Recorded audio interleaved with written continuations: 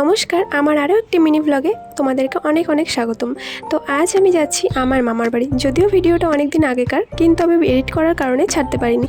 তো তাদের জন্য কিছু জিনিস নিয়ে নিলাম। আমার দিদা, দাদু আর ছোট্ট বোন হয়েছে, যাকে আমি জন্মের পরে প্রথমবারের জন্য দেখবো, তাও আবার ওর 1 বছর বয়সে।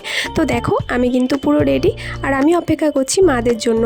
মারা তারপরে এলো আমার শ্বশুরবাড়ির সামনে। সেখান থেকে টোটো করে আমরা চলে গেলাম সোজা নবদ্বীপ বাস স্ট্যান্ডে, আর সেখান থেকে বাস ধরে চলে গেলাম কৃষ্ণনগর হাই রোডে। এই বাসে যারা জার্নি করতে পারে না তাদের কিন্তু অসুবিধা হবে এইটুকুনি রুট। আর ওদিকে গিয়ে দেখলাম কলকাতার রুটটা খুবই ভালো হয়ে গেছে, কোনো অসুবিধাই হয়নি।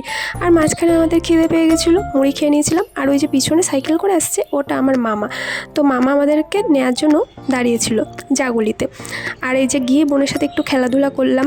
তারপরে রাত্রেবেলা আমার বর ওখান থেকে চলে গেলো মামার বাড়ি, মানে ওর কাজের ওখান থেকে। তারপরের দিন আমরা খাওয়া দাওয়া করলাম দুপুরবেলা। খেয়ে দিয়ে অবশেষে বাড়ি আসার সময় হয়ে গেছে। তো এখানে শেষ করছি। কেমন হয়েছে জানিও।